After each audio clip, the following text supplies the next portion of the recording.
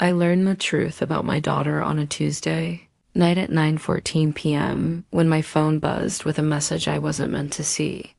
When will that old hag finally die?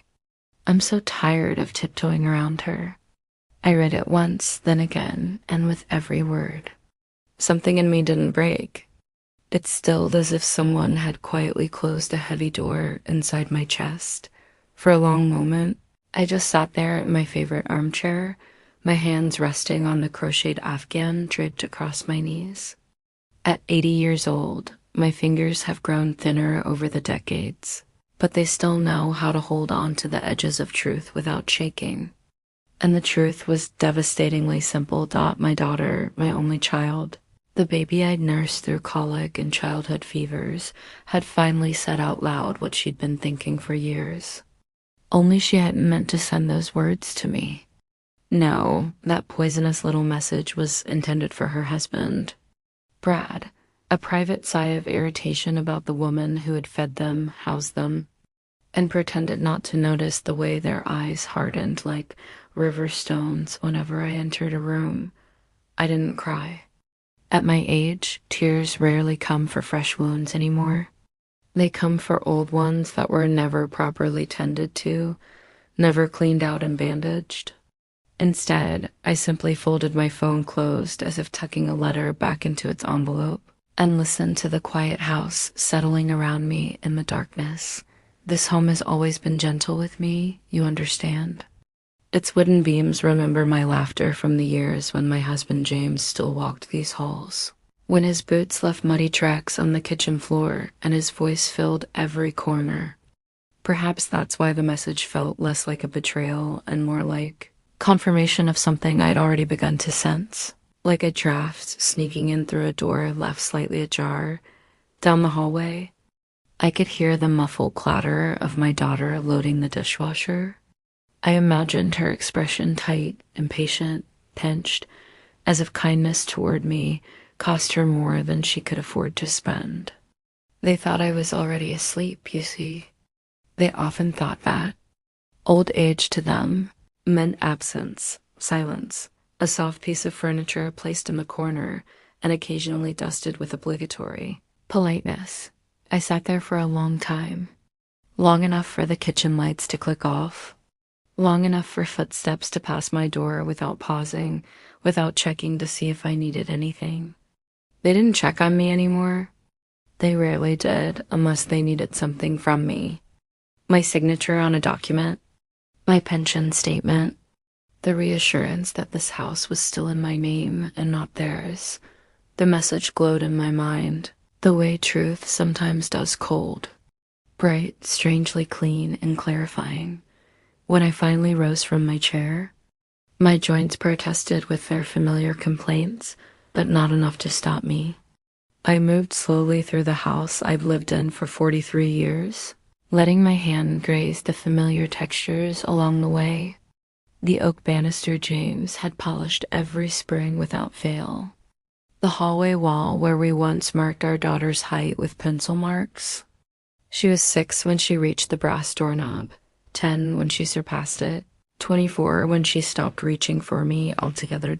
In the kitchen, a faint scent of lemon dish soap lingered in the air. I poured myself a glass of water from the tap, each movement deliberate and slow. I wasn't planning anything yet. I simply needed the steadiness that comes when you acknowledge reality without flinching away from it. I carried the water to the window and stood there looking out. Outside, the porch light cast a wide circle on the empty lawn, illuminating the dormant flower beds. Years ago, that light had meant Safety James returning from late shifts at the plant, our daughter racing up the front steps after school with her backpack bouncing. Tonight, it only illuminated how small my world had become, how much of my life I'd handed away piece by piece because I believed love was something you had to keep proving over and over again. I sat down at the kitchen table and set my phone in front of me. I didn't open the message again. I didn't need to. The words were already burned into my memory. Instead, I folded my hands together and let the weight of 80 years settle deep into my bones, years of giving. smoothing over conflicts, forgiving slights, stepping aside to make room for other people's comfort. So that's how you see me, I whispered into the quiet darkness. No bitterness, no anger, only a steady, cooling clarity spreading through my chest like winter air. Morning would come soon, and with it would come decisions I'd been avoiding for far too long. But tonight, I allowed myself only the truth. And you know what? The truth was enough. People like to believe that estrangement happened suddenly after one cruel sentence or one unforgivable act. But in my life, distance arrived quietly, like mold creeping along a basement wall. Slow, unnoticed, already rooted deep by the time you finally see it spreading. When my husband James died 11 years ago, my daughter Claire was the one who insisted I shouldn't live alone. "It's not safe for you anymore, Mom," she'd said, squeezing my hand with a gentleness that already felt slightly rehearsed, slightly hollow. Brett stood behind her, nodding along as if he'd been carefully briefed beforehand. I remember thinking how grateful I was to have family willing to fold me into their lives during such a devastating time. But of course, they weren't folding me into their home. They were moving into mine. The house had always been too large for just me, 4 bedrooms, wide hallways with high ceilings, a garden that James had tended until his final breath gave out at 59. When I first suggested selling it and moving somewhere smaller, Claire's reaction was instant and sharp. "Why would you sell something so valuable?" she'd asked, her voice rising slightly. "It's our family home, Mom." She said "our" the way a person might claim a coat they'd never worn but suddenly decided they wanted. I told myself she was grieving. We all were. The loss of James had carved holes in all of us. So I accepted her suggestion without much resistance. She and Brad would move in temporarily just until they saved enough for a down payment on their own place. They brought boxes with them. Too many boxes for something temporary, and they filled the rooms with their belongings while mine slowly retreated to corners, to drawers, to storage bins in the basement. It wasn't malicious. I told myself it was simply happening. Brad was polite at first, you understand? Overly polite even. He called me Mrs. Cooper, as if my age had somehow erased motherhood and left only formality behind. But politeness curdled over time into a cool tolerance that felt worse than outright rudeness. He avoided sitting where I sat. He avoided lingering in the same room. He avoided conversation unless it was about bills, repairs, or property taxes. I became gradually and without any announcement a responsibility rather than a person. Claire changed more softly, but in ways that stung far deeper. She stopped laughing with me the way we used to laugh over silly things, terrible movies, neighborhood gossip, the pastor's awful toupee. She stopped asking about my day. She began sighing heavily whenever I entered a room mid-conversation, as if my very presence shifted the air in a way she found deeply inconvenient. She was 52 years old, but carried herself like someone who believed old age was contagious. Something she might catch if she stood too close. The first time I noticed the real change, she was on the phone with a friend. I heard her say clearly, "It's like living with a shadow." She doesn't mean much, but she's always there. She didn't know I was passing by the door. Or perhaps she did. I remember standing in the hallway afterward, touching my own arm as if to confirm I was still solid, still real, still made of flesh and bone. Before James died, Claire and I used to talk about everything under the sun. Recipes we wanted to try, neighbors and their peculiar habits, the new minister's terrible singing voice. She once told me she hoped to inherit my patience. Someday, it seems she inherited only my silence. Little things accumulated the way they always do. Claire stopped inviting me to their dinners out, saying restaurants were too loud for me. Brad complained that I left lights on throughout the house, though I hadn't touched them. They began whispering in the evenings, lowering their voices not out of courtesy but secrecy. I learned to walk softly through my own home, to ask for less, to shrink around the edges of their lives like I was apologizing for existing, but the house bore witness to all of it. It felt smaller somehow, though nothing in its physical structure had changed. Doors were shut that once remained open. I ate meals alone more often than not, and whenever Claire's friends visited, she introduced me carefully. "This is Mom. She's staying with us for now." Staying. As though I were someone's temporary house guest in the home my husband had built with his own two hands. Still, I told myself it was normal. Families drift apart, then they come back together. People say foolish things they don't fully mean. Brad had a stressful job. Claire worried too much about money. I made excuses for them the way mothers always do, smoothing their sharp corners before those corners could cut me. Then came the conversations about money. Subtle at first, almost casual. Claire asking whether I really needed the larger bedroom, suggesting they should remodel parts of the house to increase resale value someday. Someday. Not my someday.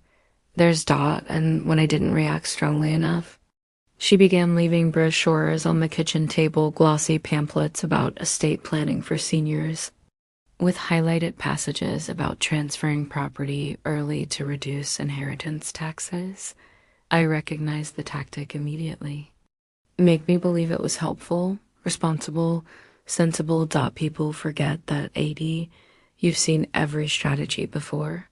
You've watched every play run its course. The truth is, I would have given them anything, everything, if they had simply been kind. If they had treated me like I mattered, but it wasn't the message that Tuesday night that ended something inside me. It only revealed what had been ending slowly for years. The distance hadn't begun at 9:14 p.m. It had begun the moment they stopped seeing me as a mother and started seeing me as an obstacle, a burden, an inconvenience standing between them and what they believed they deserved. And that, I think, was the real grief underneath everything else. There are mornings when memory arrives, not as a story you tell yourself, but as a weight pressing down on your chest, warm, steady, unmistakably alive. That's how James returns to me now. Not as a ghost lingering in doorways, not as a dream that fades when you wake, but as the quiet pressure of a hand on my shoulder when the world threatens to tip sideways. Felt him that Tuesday night after reading the message. Not in any mystical or supernatural way, but in the simple steadiness that spread through me once the initial shock settled down, as if he were standing right behind me, reminding me quietly of who I once was. Who I still am. James was a practical man, you understand. Not given to grand speeches or flowery words. He believed in doing a thing properly or not doing it at all. He built half the shelves in this house with his own hands, patched the roof 3 separate times, and never once allowed the garden to go completely wild. Even during the hardest years, when he died, the tomato plants still ripened in their neat rows the following summer, as if refusing to accept that their caretaker was gone. The house became my anchor then. Perhaps that's why I let Claire and Brad stay so easily when they asked. It felt like a continuation of the life James and I had created together. I thought having them here would somehow fill the empty space he'd left behind, but grief can't be filled like a hole in the ground. It can only be carried, and I learned to carry it quietly, the way women of my generation were taught to handle all our heaviest burdens without complaint, without drawing attention. Back when Claire was little, she absolutely adored her father. She followed him everywhere, to the shed, to the garage, out to the garden, asking endless questions, tugging on his sleeve, demanding explanations for everything from engine oil to marigold seeds. James had a patience with her that I envied sometimes. With me, he was calm and steady, but with her, he was soft in a way that melted my heart. I remember thinking that softness would protect her throughout her entire life, but it didn't. Or perhaps it spoiled her. I'm not entirely sure anymore. When she grew older, she drifted away from him the way daughters often do during their teenage years. But she always came back to me. I was the one she told her secrets to. I was the one she called sobbing when her first engagement fell apart. I was the one who sat beside her hospital bed during her miscarriages, holding her hand through the long, terrible silence that followed. There was a time not so long ago, really, when she looked at me with trust instead of suspicion. A time when she loved me without calculation or hidden resentment. But James's death changed her more than I realized at the time. She became brittle and sharp where she used to be tender and soft. She began to resent anything that reminded her of vulnerability, even in herself. Maybe especially in herself, and I unfortunately became the greatest reminder of all. I was living proof that we all grow old, that we all become dependent eventually. That strength doesn't last forever, in the months after the funeral. She walked through this house as though it belonged to sorrow alone, not to cherished memory. She spoke loudly where James and I had spoken softly. She moved furniture without asking. She reorganized entire rooms, small rebellions against grief. I suppose I said nothing because I understood that people mourn in odd, sometimes selfish ways. Still, I kept certain things exactly as they were. James's workbench in the basement, his favorite reading chair by the window, the framed photograph of him on the porch steps, holding Claire when she was just a toddler with wild curls. These small relics held the shape of who we once were as a family. I didn't cling to them out of desperate denial. I clung to them because they steadied me when everything else felt uncertain. But Claire told me once lightly, casually with a smile that was too tight at the edges, "Mom, you really should start letting go of all this stuff. It's unhealthy to live in the past like you do." Unhealthy. As though memory itself were some kind of disease. That was the first time I felt something shift inside me. A quick, almost imperceptible pull. The kind a mother instinctively ignores because she wants, desperately, to keep believing her child means well. Time continued its quiet, relentless work. Claire's attention grew thinner and more scattered. Brad's presence felt heavier and more oppressive. And I, without even meaning to, began stepping carefully around their moods the way I once stepped around James's tools scattered across the garage floor. I used to sit on the back porch in the evenings, watching the sun dip slowly behind the old maple trees. James and I would drink sweet tea out there together. He always said the view was better at dusk because the fading light softened the edges of everything, the neighbor's ugly fence, the weeds creeping into the lawn, the passage of time itself. I held on to those quiet evenings long after he was gone, sitting out there alone with my memories. But eventually, Claire began using the porch for her phone calls. She'd pace back and forth out there, lighting scented candles that smelled of eucalyptus and something chemical. The space became hers in a way that pushed me out without any discussion at all. Without anyone ever saying a word about it. One night, this was years before the text message arrived, I overheard her talking to someone. Her voice drifted clearly through the screen door. "I can't keep living like this," she said. "It's like being trapped. She's always here, always watching, always there." She didn't say my name. She didn't have to. I remember going to bed early that evening. Not out of hurt, exactly, but exhaustion. The bone-deep exhaustion of quietly forgiving what hasn't even been acknowledged. Of smoothing over wounds that nobody else seems to notice. Earlier in my life, when I felt uncertain about something, I would ask James, "What should we do?" And he would always answer the same way, with that calm steadiness I loved. "We'll think it through in the morning, sweetheart." Morning's the time for clear decisions. James believed clarity belonged to daylight. That darkness made everything seem worse than it actually was. After reading Claire's message that Tuesday night, those words came back to me with remarkable calmness, as if James himself were speaking them directly into my ear. Think it through in the morning, and I did exactly that. Not emotionally, not angrily, just truthfully, because the woman Claire wanted gone, that old hag she complained about, was still the same woman James had once loved deeply, steadily, without a moment's hesitation, and I owed that woman far more than silence, and submission that morning has a way of exposing everything you tried to soften and blur the night before. At 80, I wake early out of pure habit rather than need. And that particular morning was no different from any other.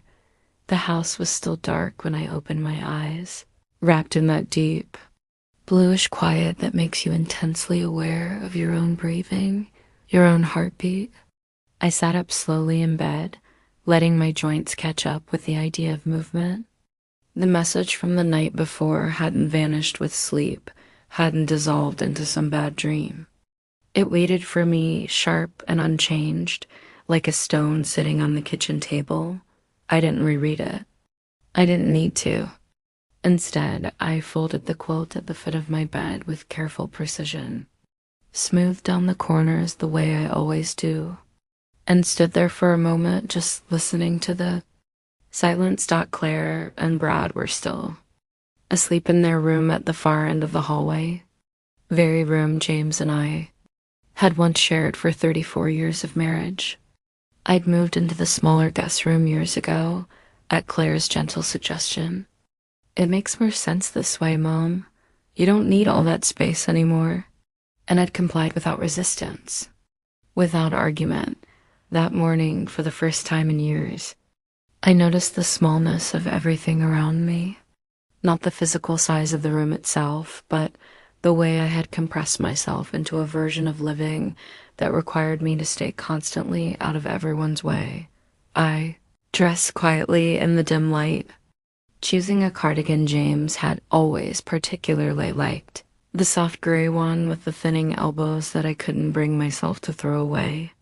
The house felt colder than usual that morning, or maybe that was simply the clarity settling into my bones, chilling me from the inside out. When I opened my bedroom door, the hallway greeted me with that familiar smell of lemon furniture polish and old framed photographs. So much life had occurred in this house over the decades, and so much had been quietly tolerated. In the kitchen, I filled the kettle and set it on the stove to boil. The kettle took its time, humming softly as though considering its own place in the world. I sat down at the table and waited, my hands folded neatly in my lap. I wasn't angry. I want to be clear about that. I was deliberate. It's a different kind of strength, calmer and steadier than rage could ever be. Rage bursts like a firecracker and then fades. Clarity holds firm. By the time I finished my tea, I knew exactly what I needed to do. Not to teach anyone a lesson, not to make them suffer or regret their words. No, I simply needed to step out of a life that had been shrinking around me for years, pressing in tighter and tighter until I could barely breathe, and I needed to do it fully, completely, with the same quiet certainty that James had once brought to every important decision he ever made. I retrieved the folder of important documents from the drawer where I kept everything, organized an accessible house deed, insurance papers, the outdated will that desperately needed rewriting, the power of attorney that Claire had insisted on just for emergencies. I placed them neatly into my canvas tote bag. They felt heavier than mere paper should feel. Or maybe it was simply the weight of everything they represented, a lifetime of decisions, of trust, of assumptions that needed to be dismantled. I slipped on my coat and my comfortable walking shoes. My keys, my original set from 40 years ago, were still hanging on their hook by the door. Claire and Brad had made copies for themselves years back. They never asked permission. They simply did it one afternoon, and I pretended not to notice. The sun was just beginning to paint the horizon pink when I stepped outside onto the porch. The boards creaked beneath my feet with their familiar complaint, loyal and constant. They've always grown for me and only for me. Recognizing the pattern of my steps, I paused there for a long moment, breathing in the cool morning air. It tasted of winter and wood smoke, and something else entirely, something that felt remarkably like freedom. My car. An old blue sedan I kept running despite Brad's constant teasing. Why drive that ancient relic, Miriam? It's embarrassing. Waited patiently in the driveway where it always did. It had never failed me. Not once in 15 years. And that morning, it started on the very first turn of the key. As if it understood perfectly the urgency of my leaving, the streets were completely empty at that hour. A few porch lights flickered in the distance, other homes stirring awake the way mine used to, back when it felt like mine. I drove without thinking consciously about the route, the path etched as deeply as muscle memory into my brain. 2 blocks down, left at the old stone church, right at the bakery that's been there since I was young, then straight toward the small law office where James and I once sat together, nervous and excited, signing our very first mortgage papers. The parking lot was still empty when I arrived. I sat there for a while with my hands resting on the steering wheel, letting the engine tick as it cooled. This moment felt like a kind of mourning too. Not for Claire exactly, but for the version of myself who had clung desperately to hope long after it had completely dissolved. At 9 o'clock sharp, the office lights flickered on inside. I gathered my documents carefully, tucked them under my arm, and walked toward the entrance. My legs were slow but steady, reliable. My reflection in the glass door startled me for just a moment. Not because of the wrinkles etched deep into my skin, or the gray hair I'd long since made peace with. No, I was startled because I finally looked like someone who remembered her own worth, someone who knew exactly what she deserved, and sighed.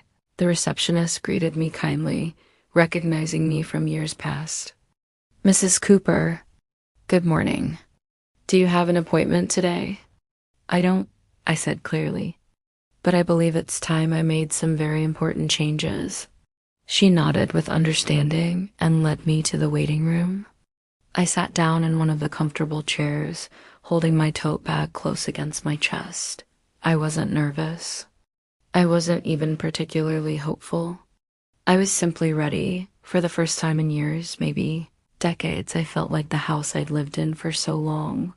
Solid, rooted, and mine again. Morning, as James had always promised, had brought the clarity I desperately needed. The law office hadn't changed much since the days James and I first sat here signing loan documents with shaking hands and hopeful hearts. The same framed certificates hung on the walls. The same heavy wooden chairs that creaked when you leaned back too far.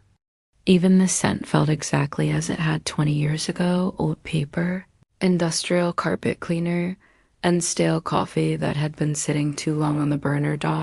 It grounded me somehow. This was the place where real decisions got made, the kind you couldn't later hide behind excuses or sentimentality. When the door opened and Mr. Patterson stepped out, I felt a genuine wave of relief wash over me. He'd handled our family's affairs for decades, back when my hair was still mostly brown and James was still here to argue good-naturedly with him about interest rates. Now Patterson looked softer around the middle, with deeper lines carved around his eyes. But he still carried himself like a man who respected clarity above all else. "Marianne," he said warmly, taking my hand between both of his. "It's been far too long.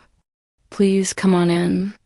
I followed him into his private office, the door clicking shut behind us with quiet finality. He waited for me to settle into my chair before lowering himself into his own seat behind the desk. "How can I help you today?" he asked gently. I placed my tote bag carefully on my lap and drew out the stack of documents, smoothing the edges with deliberate care, giving myself a moment to find the right words. I need to make several changes, I said steadily. To my will, to my power of attorney, and to the title of my home. His eyebrows lifted slightly, but not in judgment, only in recognition that something serious and significant stood behind my words. All right, he said, leaning forward with his elbows on the desk. Let's take them one at a time, shall we? I appreciated that about him. No unnecessary fuss. No emotional probing. Just clear steps laid out in front of us. The power of attorney first, I said. I'd like the existing one revoked immediately. Today, if possible. He nodded, opening a file on his computer. The current power of attorney names your daughter, correct? Yes, Claire, and she will no longer hold that authority over any aspect of my life. He didn't ask why. He didn't press for explanations or try to talk me out of it. He simply typed efficiently, his fingers clicking across the keyboard. I found myself deeply grateful for that professional restraint. Explanations would have required me to speak Claire's name aloud in ways I wasn't ready for yet. Not in this room. Not while my resolve was still forming. Then came the discussion about the house title. When I handed him the deed, he examined the paperwork with slow, practiced patience, the way a doctor might study test results. The property is solely in your name, as it should be, he said. What would you like to adjust? I want it protected, I replied firmly. Legally protected so that no one can make decisions about it except me. Not my daughter. Not her husband.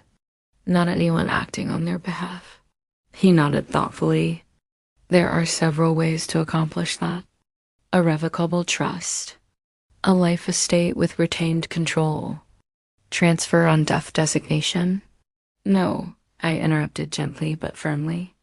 I don't want them to have any expectations whatsoever. I don't want there to be any misunderstanding about ownership now or in the future. His eyes softened with understanding. Then a fully protected trust in your name alone would accomplish exactly that. You would remain the sole beneficiary during your lifetime with complete control. And after? I asked quietly, the weight of mortality pressing down on the question. That depends entirely on whom you choose to inherit. I thought for a long moment, letting the possibility settle. Not Claire. Definitely not Brad. Their absence from my future plans settled into the room like dust motes floating in sunlight. My granddaughter, I said finally. Olivia, she's the only one I trust to remember who I actually am.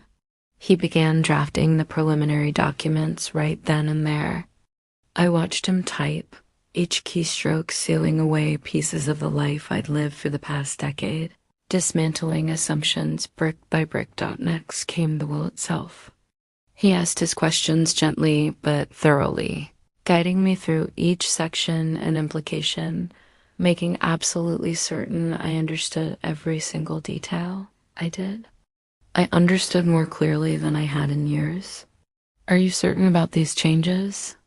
He asked only once, and with genuine concern rather than pressure. These are significant decisions, Marianne. I'm 80 years old, Robert, I said softly but steadily. Certainty is one of the few things I have left, and today I am using every bit of it. He smiled then, a small, respectful tilt of his lips. Then let's make it official. He printed the documents for my review. I read every single word carefully, initialing where required, signing with a hand that did not tremble even slightly. When the last page was complete, he gathered the papers into a neat stack. Everything takes effect the moment these are filed with the county, he said. And I'll file them this afternoon? I nodded. Thank you, Robert, truly. He hesitated before speaking again. If you ever need support beyond legal matters, someone to talk to, you can call me. Losing trust in family is a particular kind of grief. I met his eyes directly. I'm not grieving, Robert. I'm adjusting. There's a difference. When I stepped outside into the bright morning sunlight, the air felt different, somehow crisp and sharp, almost unfamiliar in its clarity. I stood there for a moment on the sidewalk, letting the winter sun warm my face. The documents in my bag no longer felt heavy. They felt earned. They felt right, for the first time in years. I wasn't protecting anyone else's comfort or managing anyone else's expectations. I was protecting my own life, my own dignity, my own peace, and that quiet, deliberate choice was more powerful than anything Claire could ever have written in a moment of careless cruelty. By the time I returned home from the law office, the sun had climbed high enough to wash the entire house in pale, indifferent light. It looked exactly as it had when I'd left that morning, quiet, still, seemingly unchanged, but I was not the same woman who had walked out the door at dawn, holding a lifetime of hesitation in her chest. I parked the car in the driveway, gathered my bag, and stepped onto the porch. The boards creaked under my feet with their familiar greeting, like an old friend welcoming me home. Inside, the house was silent, but not with the peaceful kind of silence James used to cherish. This was the expectant quiet of people just waking up, their needs and demands stretching awake right alongside them. From somewhere down the hallway, I heard footsteps approaching, Claire's quick, impatient rhythm that I'd recognize anywhere.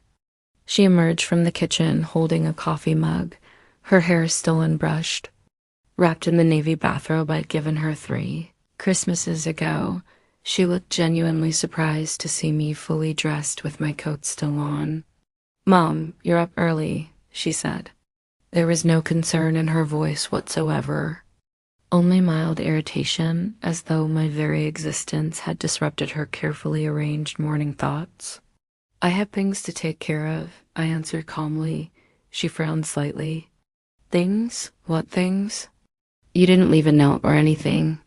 The irony of that complaint, after years of being treated like background noise, almost made me smile. "I didn't realize I needed to," I said evenly. She shrugged, dismissing the comment rather than actually absorbing it. "Well, Brad said he heard the front door slam. You woke him up."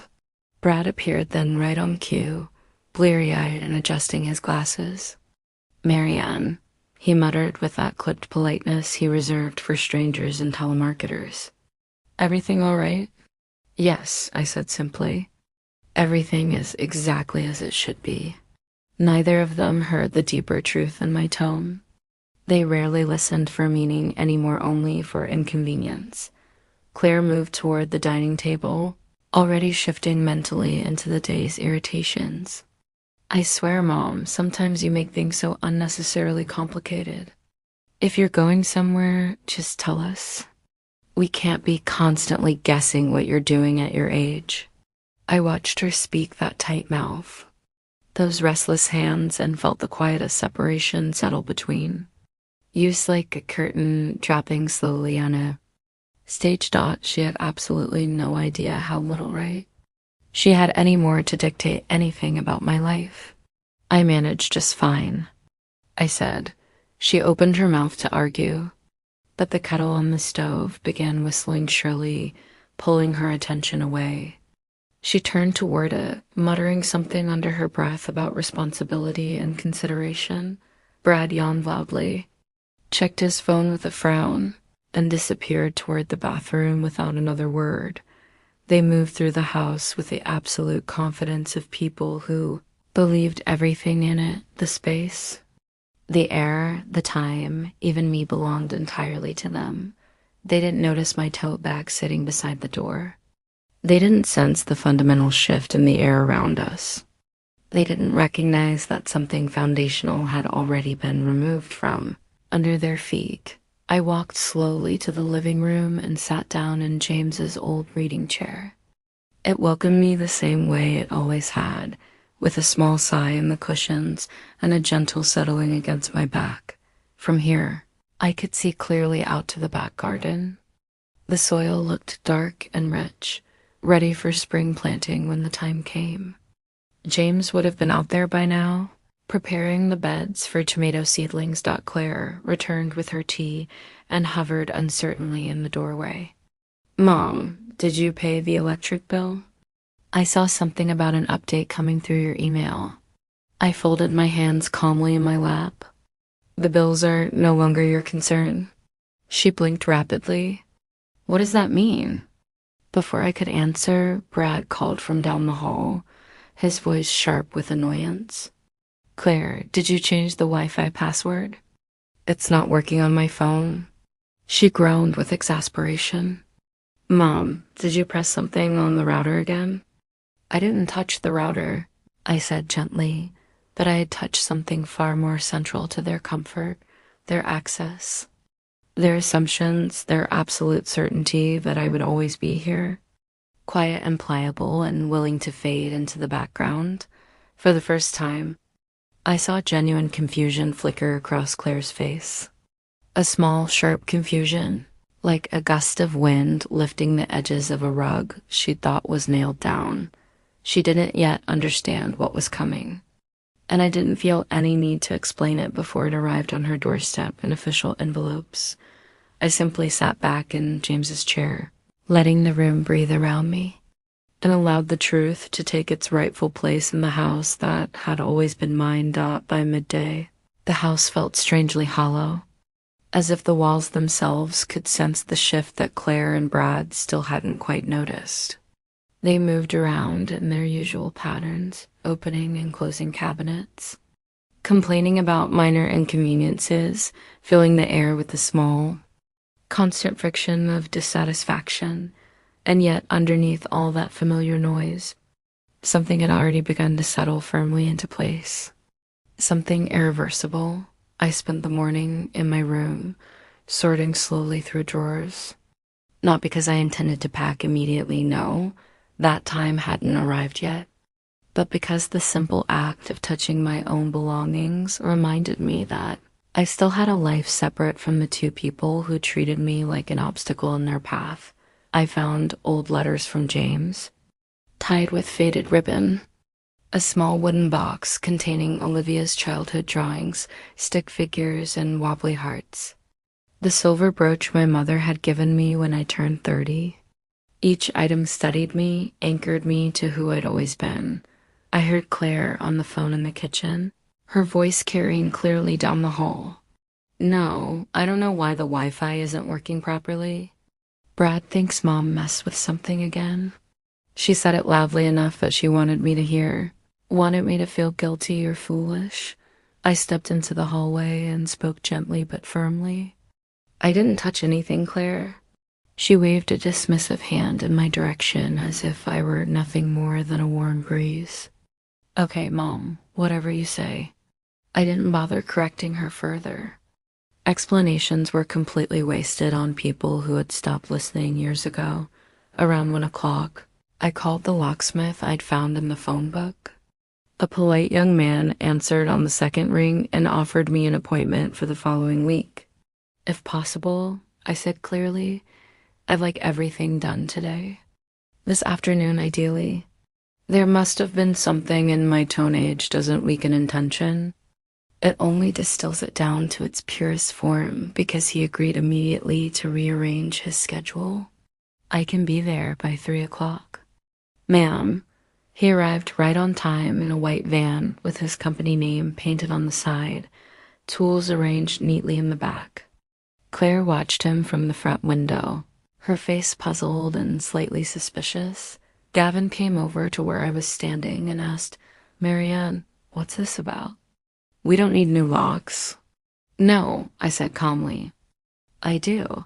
The young locksmith approached with a clipboard, professional and efficient. You're Mrs. Cooper? Yes, that's right.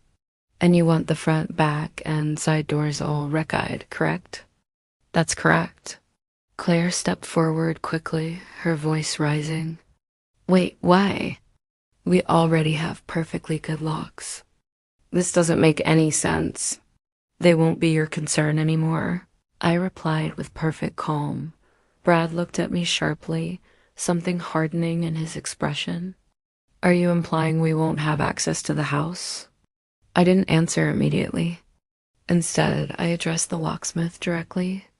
Yes, please proceed with the work. He nodded and went to gather his tools from the van. Claire's voice took on a brittle edge. Mom, what exactly are you doing? I'm securing my home. But we live here, she protested, her voice cracking slightly. For now, I said quietly, until the legal notices arrive.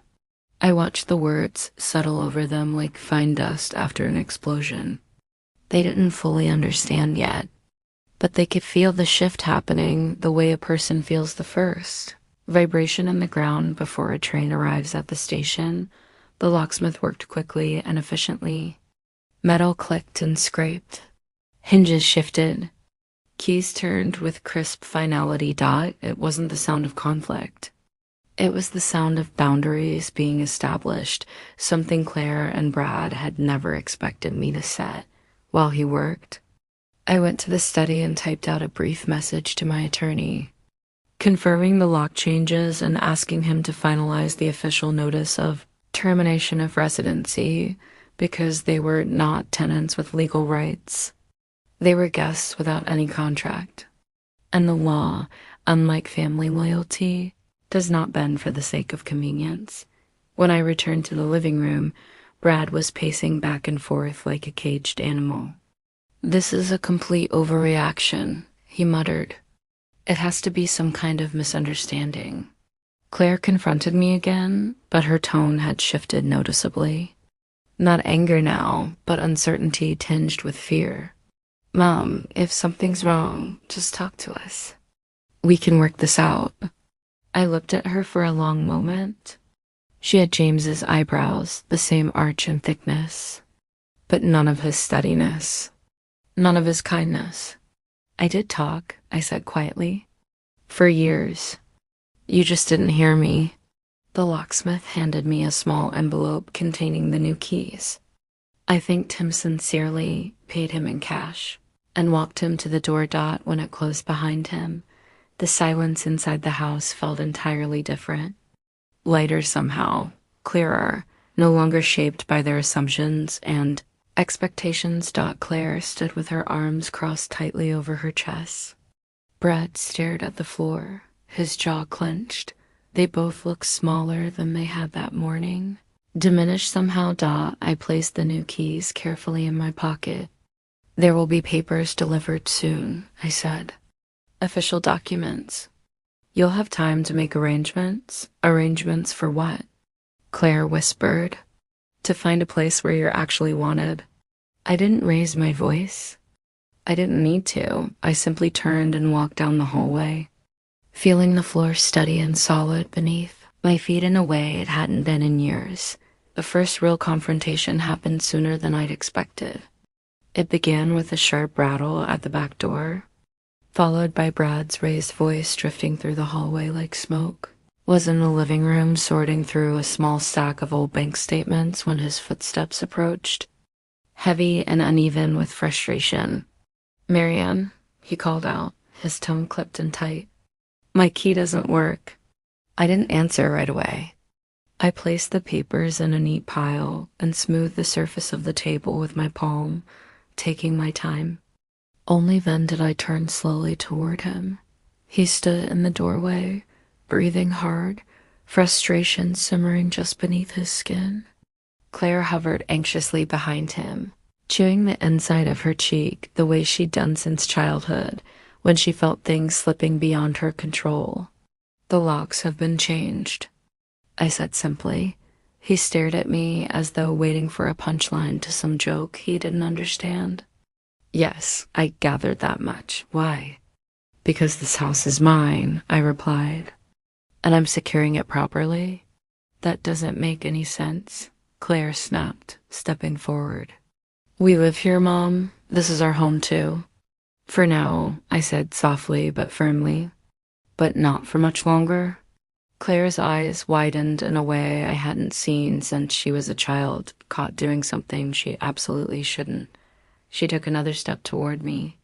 Mom, what is all this? What's happening?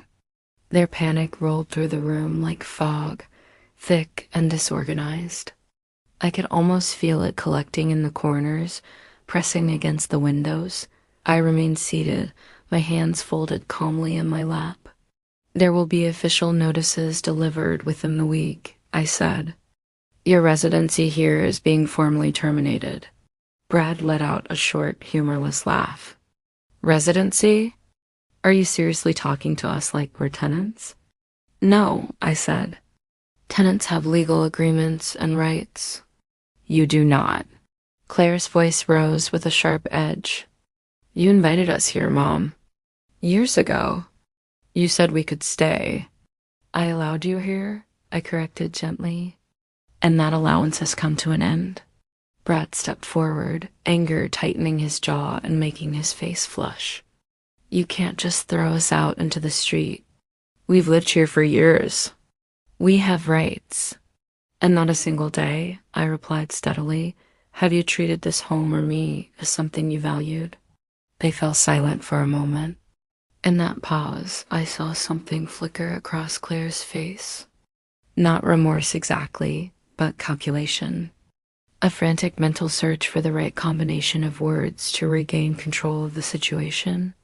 Mom, she finally said, deliberately softening her tone in a way I recognized far too well. If this is about something we said, something we did wrong, we can fix it. Let's just sit down and talk like reasonable people. She wanted reassurance, not truth.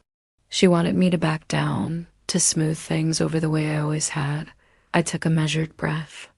I received a message last night, I said. A text message meant for Brad. I watched the color drain completely from her face. Brad looked at her sharply. What message? He demanded Dot. She didn't answer. I did. It said, when will that old hag finally die? I'm so tired of tiptoeing around her. The silence that followed was almost merciful in its complete honesty. Claire's mouth opened, then closed, then opened again like a fish gasping in shallow water. Brad looked away quickly, jaw tight, staring at some fixed point on the wall. Mom, Claire whispered. It wasn't, I didn't mean. I'm not interested in explanations, I said calmly. I'm interested in reality. And the reality is that you don't want me here. You never have. That's not true, she insisted desperately, stepping closer as if physical proximity alone could alter the shape of things. It was a mistake. A stupid moment. I didn't mean it. But you thought it, I said quietly. And that's what matters. She flinched visibly. She knew it was true. Brad crossed his arms defensively. Even if you're upset, this response isn't proportional. Changing locks, legal notices, that's extreme. No, I replied. It's necessary. They looked so bewildered then. Two adults who'd built their entire lives on the assumption that I would always bend just enough to keep the peace. To avoid confrontation, to make myself smaller so they could be comfortable. You have time, I continued. I'm not throwing you out this very minute. But the process has begun and it won't be stopped. Claire's voice broke on the edges. Where are we supposed to go, Mom? It's your decision, I said. You've made many decisions without including me. You can make this one too. For a brief moment, Claire looked genuinely small, not in age or physical stature, but in understanding. She'd spent years directing every space she occupied, controlling every situation. Now she was realizing this house had never been hers to direct at all. Brad put a hand on her shoulder, as much to steady himself as her. We'll figure something out, he muttered. I nodded once. I'm sure you will. I rose from the chair slowly, my body old, but my intention absolutely firm. I walked past them without touching them, without softening the truth with false comfort. Behind me, I heard Claire whisper, I didn't think she'd actually do anything. And Brad's quiet reply, maybe we never knew who we were dealing with. I didn't turn around. Their words weren't meant for me. I simply continued down the hallway, letting the weight of the moment settle exactly where it belonged, not on my shoulders anymore, but squarely on theirs. The hours after our confrontation passed in a kind of muted tension, as if the house itself were holding its breath, waiting to see what Claire and Brad would do now that the ground beneath them had shifted so dramatically. I stayed in the living room, sorting through a few old letters from friends who'd moved away or passed on years ago. Their voices, warm and full of life, reminded me of a time when conversations still carried genuine warmth instead of obligation. Claire appeared in the doorway eventually. Her eyes were red and swollen, though I suspected more from frustration than actual sorrow. She lingered there uncertainly, half in shadow, unsure how to enter a room that no longer belonged to her in the way she'd assumed. "Mom," she said quietly, "can we please talk again?" "Really talk?" I looked up from the letter in my hands. "We're talking." She took that as permission and stepped inside cautiously. Her movements were tentative now, careful, as though the house itself might bruise her if she moved too quickly. She sat on the very edge of the armchair across from me, hands clasped so tightly her knuckles turned white. "I know the message was awful," she began, her words tumbling out quickly. "I know I hurt you terribly, but you're overreacting, Mom. You can't just dismantle your whole life over one thing I said in anger." "It wasn't one thing," I corrected gently but firmly. "It was years of things." The message only removed the last curtain hiding the truth. She blinked hard, fighting back tears. "But throwing us out, ending everything like this, you raised me, Mom. I'm your daughter. Being a mother is a tie of blood," I thought. "Being treated like one is a tie of respect." I didn't say this aloud.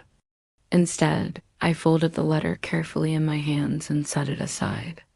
"I'm not punishing you, Claire," I said. "I'm freeing myself. There's a significant difference." Her breath caught not from understanding, but from sheer disbelief. "Where will we go?" she asked again, her voice breaking. "Do you want us to be homeless?" "You earn more than enough to support yourselves," I replied. "And Brad does as well. You'll manage perfectly fine." "It's not that simple," she insisted. "It never is," I said. "But simplicity was never the goal. Honesty is." Her composure cracked then. She leaned forward, her voice trembling not with tenderness, but with desperation. "Why are you doing this? After everything I've done for you?" The word struck me with a strange, hollow gentleness. "Done for me," as if tolerating my existence were some kind of kindness, as if sharing my home while belittling my presence was a generosity I should be grateful for.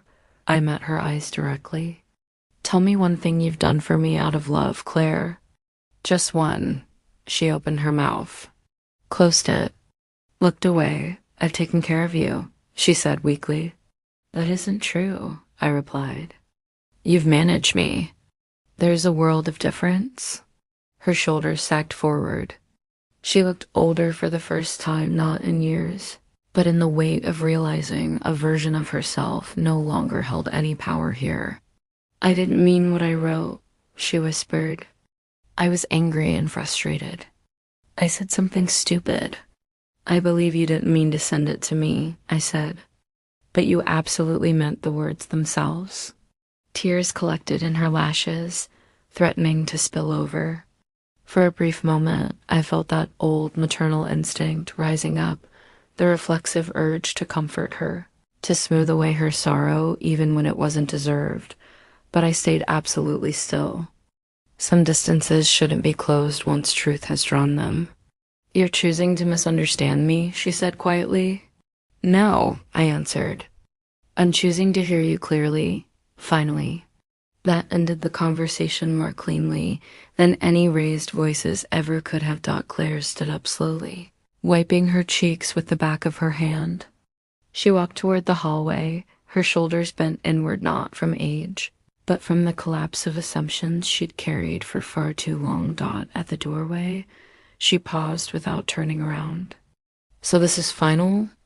"Yes," she nodded once, as if committing the moment to permanent memory. Then she left the room, her footsteps smaller and quieter than I'd ever heard them. I remained in James's chair, letting my breath settle, letting the quiet return like an old friend. Outside the window, The light shifted slowly across the garden, painting everything in shades of gold. Inside, something in me finally settled into its rightful place. The legal documents arrived 2 days later, delivered by a courier who looked barely old enough to drive. He handed me the envelope with a polite smile. Completely unaware of the shift it would cause inside the house, I signed for it, thanked him kindly, and closed the door with quiet finality. There was no triumph in the moment, only a calm confirmation of what already existed. Claire and Brad were in the kitchen when I walked in carrying the envelope. Brad looked up first, suspicion already gathering across his features like storm clouds. Claire's hands froze around her coffee mug. "What's that?" she asked, her voice tight. "Your notice," I said simply, placing the envelope on the table between us. "It explains the timeline and the legal terms." Brad snatched it up immediately, tore the seal open, and stared at the first page. His jaw tightened visibly. Claire leaned over his shoulder, reading quickly, her breathing growing uneven. "You gave us 30 days, she said softly, as if hoping she'd misread. "Only 30. That is standard," I replied. "And generous, considering the circumstances." Brad let out a short, disbelieving laugh. "This is unbelievable. You can't just decide to evict us like common criminals." "You can't." "I can," I answered. "And I have." Claire pressed her fingertips to her forehead, shaking her head slowly. "Mom, we have lives here, jobs, routines, commitments. You're asking us to uproot everything." "Nothing is being asked," I said. "It's being informed." Her voice trembled. "Where do you expect us to go?" "That is entirely for you to decide." Brett stepped toward me, not threatening exactly, but towering in a way he hadn't attempted before. "You realize how this looks, don't you? An elderly woman pushing out her own family. People will talk. They'll judge you." I held his gaze steadily. "Let them talk. They haven't lived in this house. They don't know what I've endured." He opened his mouth, closed it again, then looked at Claire as though expecting her to rescue the conversation somehow. She didn't. She sank heavily into a chair, completely deflated. "What about your future, Mom?" she asked, her voice cracking. "Who's going to take care of you if something happens?" "If you get sick?" "I will," I said, the way I always have. "But what about us?" Her voice broke completely. "Doesn't family matter to you at all anymore?" "It matters enough," I replied, "that I refuse to keep pretending we are something we're not." Brad muttered under his breath, pacing the kitchen. "She's making a huge mistake. This is delusional." I watched him calmly, completely unshaken. "You may call it whatever you like. The outcome remains exactly the same." Claire pushed the papers away and stood up abruptly. She moved toward me and reached for my arm, not roughly, but with genuine urgency. "Mom, please, don't do this. We can change. We can do better. I promise." I placed my hand gently over hers, removing the grasp. "If you'd wanted to do better, you would have done it long before now." She swallowed hard. "You're choosing to ruin our lives?" "No," I said. "I'm choosing not to let you ruin mine." Her face crumpled.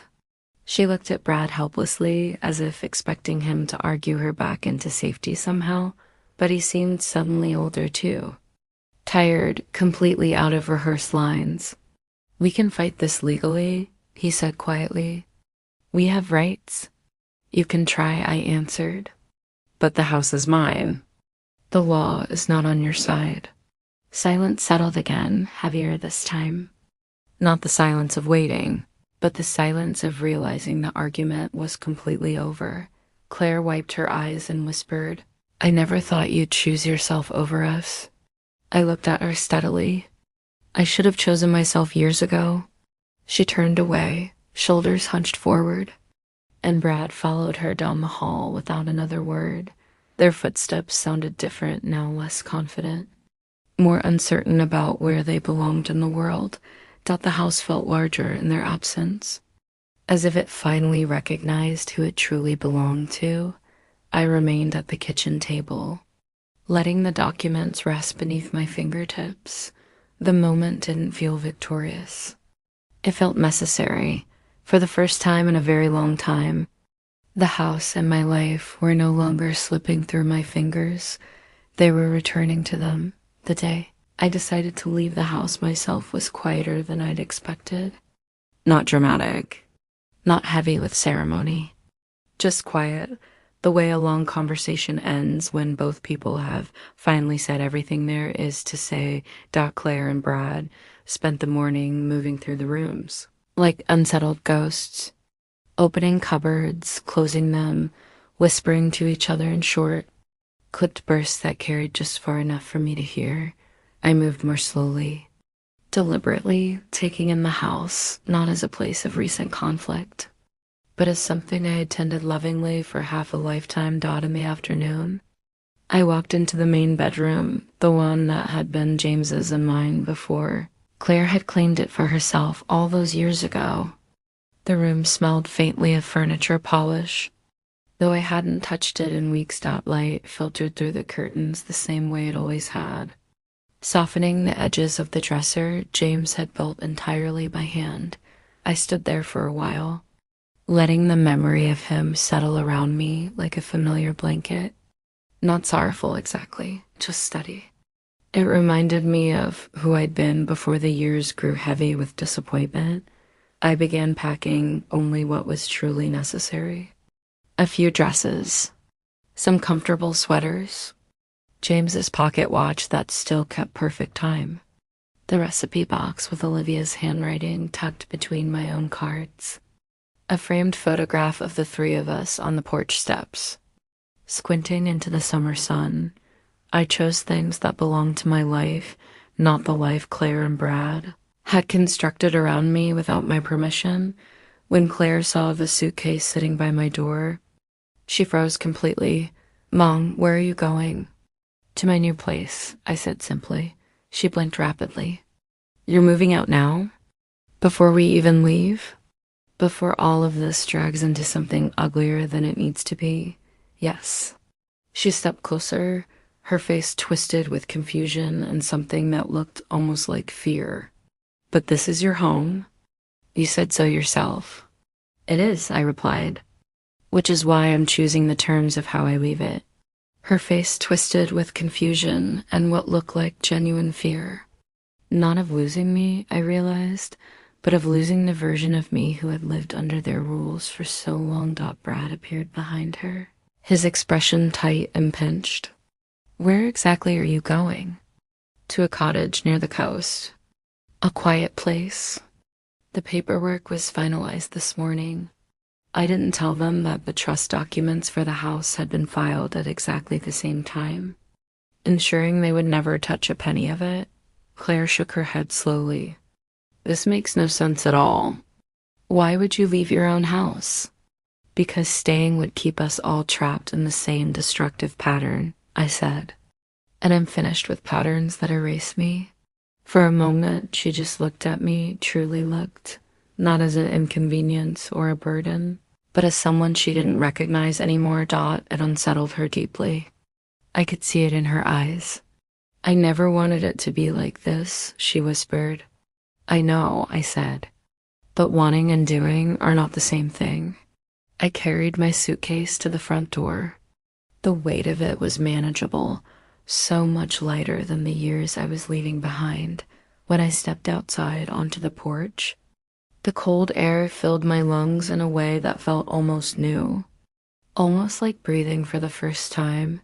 The taxi I called rolled up the driveway right on time. The driver stepped out to help with my bag. Claire reached for my arm, her grip hesitant and unsure. "Mom, please don't go like this." I placed my hand gently over hers. "This is the only way I can go with my dignity intact." She let go slowly, as if finally realizing she no longer had the right to hold on. I turned back to look at the house one final time. The porch steps James had built still held their familiar sturdy lines. The garden waited patiently for spring to arrive. The windows reflected the pale winter light. It was still my home. Just not the place for the rest of my life. The driver opened the car door. I settled into the seat, my suitcase beside me on the worn upholstery. As we pulled slowly away. Claire and Brad stood on the porch together, not waving, not calling out, just watching as though completely unsure whether the world could actually continue without me. Standing inside it, but the world said continue turning, and for the first time in years, maybe decades, I was finally choosing where mine would go. Life has a way of rearranging itself quickly once truth finally takes its rightful place. I settled into the small coastal cottage within a week of leaving. It was a modest one-story building with a narrow front porch, a quiet residential street, and a view of the ocean if you leaned just slightly toward the window on the east side. I didn't need much. Peace doesn't require square footage. It requires space of a different kind entirely. The first morning there, I woke to the sound of seagulls crying and the faint rhythmic hum of the tide rolling in and out. No footsteps in the hallway. No thinly veiled sighs behind closed doors. No one asking where I was going or why I was doing something. I made tea in my new kitchen, opened the window above the sink, and let the salt air slip inside. It felt like the house itself inhaled deeply with me. Meanwhile, Claire and Brad's careful unraveling began almost immediately. I didn't witness it firsthand, but I heard pieces of it through Olivia, my granddaughter, who visited me just 2 days. After I'd moved in, she arrived on the little porch holding a bag of groceries and wearing a look of concern she tried, unsuccessfully, to hide. "Grandma," she said softly after I led her inside. "Mom is not doing well at all." I motioned for her to sit at the small kitchen table. "Tell me what's happening." She hesitated, choosing her words carefully. "They didn't take the news about the trust very gracefully." I nodded. "I didn't expect them to. They thought they'd be able to argue it somehow," she continued. "But the attorney made it absolutely clear. Your decision is final. The house is legally protected. They can't touch it." The kettle hissed softly on the stove, a steady grounding sound. "And where are they now?" I asked. "In a rental across town," she said. "Small, expensive. They weren't prepared for the cost at all." I could almost picture it perfectly. Brad pacing back and forth, Claire rearranging things that didn't want to be rearranged, both of them confused by a world that no longer bent automatically around their conveniences. Olivia pressed her hands together on the table. "Mom keeps saying she never imagined you'd actually leave, that she misjudged you completely." "She didn't misjudge me," I said. "She simply never looked closely enough." Olivia's eyes softened with understanding. "She's scared, Grandma. She's realizing she depended on you more than she ever admitted to herself." "Dependence disguised as resentment," I said. "That was always the quiet thread running between us." "And what about you?" Olivia asked gently. "How are you doing?" I gave her a small, genuine smile. "I'm relieved, sweetheart. I know that might sound awful, but I'm glad to be somewhere safe. Somewhere I'm actually respected." I reached across the table and squeezed her hand firmly. Her fingers curled around mine with the same sincerity she'd had since she was a little girl. A sincerity Claire had once possessed too, before life hardened all her soft edges. After Olivia left that afternoon, I stepped outside onto my little porch, letting the winter sun warm my back through my sweater. The neighborhood was peaceful in a way I'd forgotten was possible. A man walked his dog slowly down the street. A woman watered plants on the porch next door, humming softly to herself. People here lived without urgency, without performance. That evening, as the sky shifted gradually to gold, my phone rang. I didn't need to check the number to know exactly who it was. Claire's voice trembled when she spoke. Mom, we got the formal trust notice today. In the mail. I know, I said. A long pause followed. Not angry this time. Not defensive. Just hollow and lost. You really meant it, she whispered. All of it, yes. Another pause. I could hear her swallow hard on the other end. We're struggling, Mom. The rent is a lot more than we expected. Brad's upset all the time. Everything feels so heavy. I'm sorry for the heaviness, I said. But it isn't mine to carry anymore. She made a small, fragile sound, half sob, half exhale. I never thought you'd choose a life without us in it. I didn't choose a life without you, I answered softly but firmly. I chose a life without cruelty. There's a difference. Silence again. Then very quietly, I don't know who I am without being annoyed at you. The honesty startled me. Not tenderness, but raw, unfiltered truth. Then perhaps, I said gently, you're finally in a place where you can learn. She didn't answer.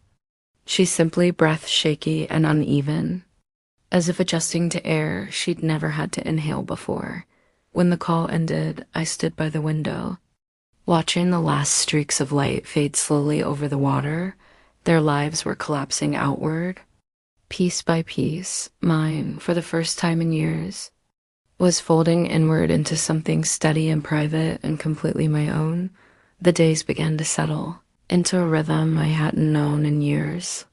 Not exciting, not busy, just mine dad at the cottage. Mornings arrived gently, with pale light stretching across the small wooden floor and the sound of the ocean brushing against the shore like a quiet reminder that the world could still be soft. Would sit at the little table with my tea, watching the steam rise, feeling no need whatsoever to hurry. No one waited for me to clear the way. No one sighed in frustration in the next room. Silence had finally become a companion. Instead of a warning sign, I filled the time with simple things that brought me joy. Rearranging the pantry, mending a loose button on my favorite cardigan, walking slowly down the narrow road that curved along the water's edge. Neighbors waved kindly. Some stopped to introduce themselves. A few noticed my age and leaned in as though expecting fragility to announce itself in my voice, but I have never been fragile. Tired, perhaps. Worn by years of giving, but not breakable. One afternoon, I bought plants from the small nursery in town, rosemary in a terracotta pot, fresh mint, a modest fern. I placed them on the windowsill where they caught the morning sun. It felt wonderfully good to tend to something again. Something that asked nothing of me except a little water and attention. James would have approved wholeheartedly. He used to say that caring for small living things keeps a person steady, keeps you connected to what matters. I rarely thought of the old house now. It no longer pulled at my mind the way it once had. Letting go, I discovered, is not the violent tearing people imagine. It's more like a quiet release, a door closing gently behind you when you finally understand. You were never required to stay inside. Still. Sometimes I wondered if the roses in the back garden had bloomed early the way they used to in unusually warm springs. Not out of longing, but simple memory. Memory doesn't demand anything from you. It simply sits beside you like an old friend. Claire called once more that week. The conversation was brief and strained. She told me they were managing, though I could hear the strain underneath every word. She kept her sentences short, as if afraid that anything longer might expose too much vulnerability. She didn't ask to visit, and I didn't offer. It was the first time we'd ever spoken without pretending to have a closeness. We didn't actually share, oddly enough. That honesty made the call less painful than all our previous conversations combined. The person who did visit often was Olivia. She came after her college classes, bringing pastries from a bakery near campus and stories about her part-time job at the library. She didn't speak about her parents unless I specifically asked. And even then, she kept the details simple enough for me to understand the direction of their lives without being pulled back into the middle of their drama. Sunday afternoon, she helped me hang a small framed photograph above the fireplace mantel. It was of James and me, taken decades ago at the county fair. Our hands were intertwined in that natural, unself-conscious way that long married couples hold each other without thinking. Olivia stepped back and smiled at the result. "It suits the place perfectly," she said. "It suits my life now," I replied. She grew quiet, studying me carefully with those clear, steady eyes she'd inherited from her grandfather. "You seem lighter somehow," she said softly. "Different. I am. What changed?" She asked Dot. I thought about it for a moment. "Nothing," I said. "And then everything." She nodded, understanding more than Claire ever had or probably ever would. There are children who inherit your habits and children who inherit your truth. Olivia, thankfully, was the latter. When she left that evening, I walked her out to the porch. The air had cooled considerably, carrying a faint scent of seaweed and pine needles. She hugged me tightly, without pity, without worry. Just pure warmth. When her car disappeared around the bend in the road, I stayed outside for a while longer, watching the last traces of daylight slip beneath the horizon like a curtain falling. Inside, the cottage smelled faintly of rosemary and fresh bread from earlier. The quiet wrapped around me comfortably, not heavy, not echoing with emptiness, but full in its own way. A life uncluttered, no longer squeezed into the corners of someone else's comfort and convenience.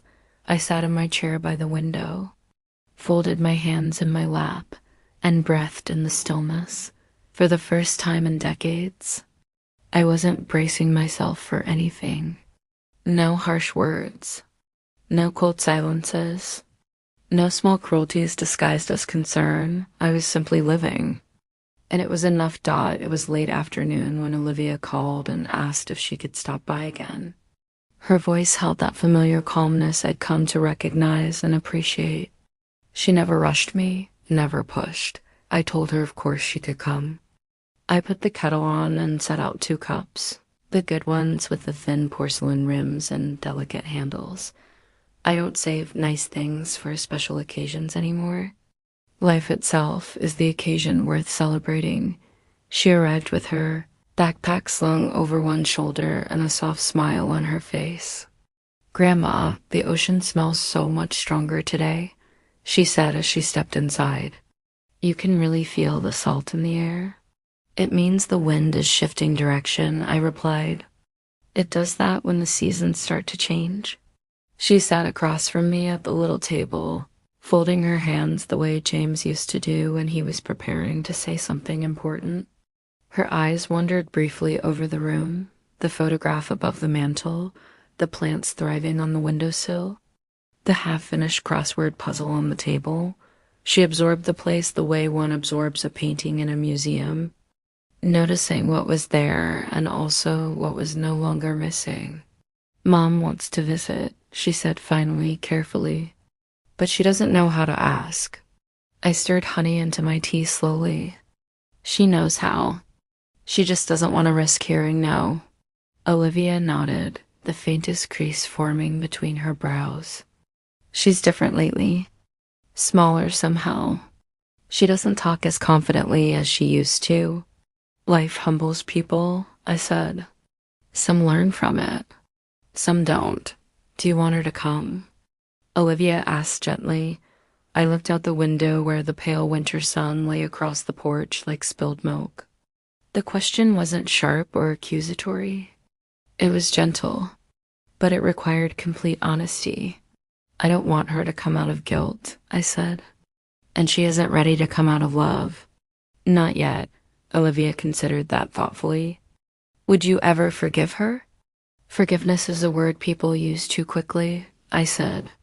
They toss it around like confetti at funerals and family gatherings, hoping it will cover the truth beneath it. Forgiveness isn't the issue here. I don't hate her. I'm not angry. I'm simply finished. She nodded slowly. I could see she understood, not as a child trying to justify someone else's behavior, but as a woman beginning to understand the true contours of dignity. After tea, she asked if we could walk down to the shore. The air was colder than it had been earlier in the week, the wind sweeping across the sand in long, steady strokes. We walked slowly, the way I always do now, but she never hurried ahead impatiently. She kept pace with me naturally, as though we were partners in the same rhythm. "Grandma," she said after a while, "Mom keeps saying she doesn't know how to fix things." I felt the firmness of the ground beneath my feet, solid and real. That's because she still thinks things can go back to what they were. And can they? Olivia asked. No, I said gently. But something else could grow in the space that's left. If she wants it. If she's willing to build something new instead of dragging the old shape into the light again. Olivia let out a small breath that seemed half relief, half sadness. She misses you, she said quietly, though she'd never say it aloud. I know, I replied, but missing someone doesn't undo the ways you've treated them. It only shows you what you lost. We reached a weathered wooden bench overlooking the water. The tide was low, the sea stretching out and long. Even lines toward the horizon dot, we sat together, letting the cold settle into our sleeves and the quiet settle into our bones. Olivia rested her head lightly against my shoulder, the same way she'd done when she was 6 years old and frightened of thunderstorms. I'm glad you left, she whispered. I know that sounds disloyal to Mom, but I'm glad. It isn't disloyal to recognize peace when you see it, I said. It's simply the truth. She straightened up, brushing wind-blown hair from her face. And I want you to know I won't let you disappear. Not the way Mom let you fade into the background for so long. I won't do that to you. I smiled at her, a small, steady smile. You don't have to promise me anything, sweetheart. Just live kindly. That's all I ever wanted for any of you. We sat a while longer, listening to the rhythmic sound of the tide. No grand declarations. No dramatic rebuilding of broken bridges. Just a quiet moment between two women, one at the very end of her long road, one still choosing hers with care. When we walked back to the cottage, the sky had shifted again, streaked with pale lavender and soft gold. Evening was coming, as it always does. And for the first time in many, many years, I felt entirely ready for it. The last days of winter passed gently at the cottage, each one settling into the next with a calm I'd never known in my old house. Peace, I discovered, doesn't arrive all at once like a sudden storm. It seeps in quietly through the cracks left behind when noise and tension finally leave for good. Some mornings, I still woke expecting to hear footsteps in the hallway, or the low hum of someone's irritation waiting for me in the kitchen. Habit is such a stubborn thing that then I would open my eyes and see only the soft light on the ceiling, the stillness of a room that held no expectations whatsoever, and I would breathe easily again. One particular morning, I sat on the porch wrapped in my warmest shawl, watching the tide push a thin line of foam onto the sand. My hands rested calmly on my lap, warm beneath the wool. My body is slower these days, certainly, but slowness has its own kind of strength. It teaches you to feel the weight of things, your choices, your history, your freedom. I thought of Claire. Not with resentment, not with longing, just with the clarity that comes when you finally stop negotiating with what cannot and will not change. She had sent one more message the week before. A brief note saying she hoped I was well and settling in. No questions. No requests. No apologies, just a single line floating in the empty space between us. I hadn't responded immediately. I didn't need to. Some distances are better tended with quiet rather than eager, grasping hands. She and Brad were still adjusting to their new life, from what Olivia told me. They'd settled into a smaller rental apartment, a place with thin walls and old, stained carpet, but close enough to her mother's shop that Claire could walk to work when the weather allowed. The first month had been hard for them, Olivia said. Truly hard. Now they were learning, slowly and painfully, to stand on their own feet they had. Ignored for years because they always believed mine would study their world. Indefinitely, losing the house had forced them to see themselves without the frame I had provided. For so long, it wasn't punishment, I reminded myself. It was simply truth asserting itself at last. I sipped my tea slowly and felt the warmth travel through my chest. A seagull swooped low over the shore, its wings catching the morning light as if dipped in liquid. Silver. I closed my eyes and let the wind brush gently against the side of my face. It reminded me of James, not the way he looked. Those memories had faded somewhat over the years, but the way he carried himself through life, quiet, steady, completely unshaken by other people's hurry, for so many years after his death. I had tried to be the glue holding everyone together, but people cannot be held together by one person's endurance alone. They must choose to hold on themselves. Ellen never learned that. I hoped one day she would. Later that afternoon, Olivia visited again, bringing fresh bread from the bakery and a small bouquet of white flowers. She said, reminded her of me. Not showy, she explained with a gentle smile, but strong. We sat at the table, spreading soft butter across warm slices, the air filled with the comforting scent of rosemary drifting from the window. That she told me about her classes, her plans for an internship, a new friend she wasn't entirely sure was just a friend. Listen the way someone listens when she has nothing left to protect or repair fully, completely without fear of what comes next. Before she left, she glanced around the cottage one more time. It suits you, Grandma, she said warmly. You look like you finally have space to breathe. I do, I replied, and I intend to keep it that way. After she drove off, I stepped outside once again. The sun had dipped low in the sky, turning everything a soft, burnished copper. I stood on the porch, my hands resting on the wooden railing. The wood felt warm despite the chill in the air. For the first time in decades, there was no part of my life I needed to brace myself against. No small anticipations of hurt. No silent compromises eating away at my peace. Only the quiet dignity of choosing my own company. My own home, my own sense of peace.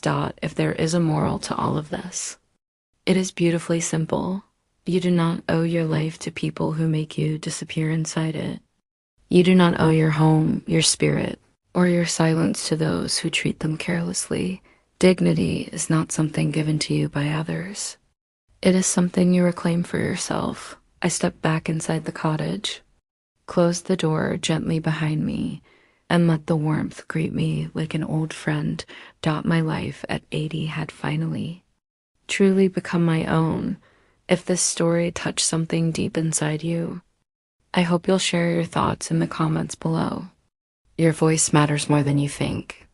And if you know someone who needs to hear this, message someone who's been making themselves small for other people's comfort. Please share this story with them. Sometimes we all need permission to choose ourselves, to remember our worth, to reclaim our dignity.